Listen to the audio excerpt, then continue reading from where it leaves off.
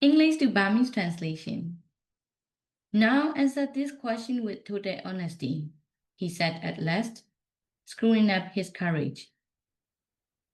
ကဲဆိုပါအောင်အခုမေးတဲ့မေးခွန်းကိုမှန်မှန်ကန်ကန်ရိုးသားသားလေးဖြေပါအောင်ဆိုပြီးတော့သူကနောက်ပိတ်ဆုံးမှာတော့အရေးဆုံးပြီးပြောလိုက်တယ်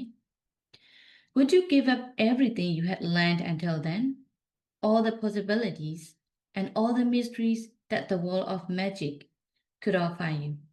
in order to stay with the love of your life?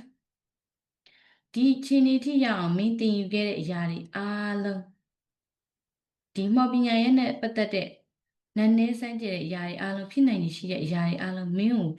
ပေးထားတဲ့အရာတွေအားလုံးကိုမင်းကဒီအချစ်တစ်ခုအတွက်နဲ့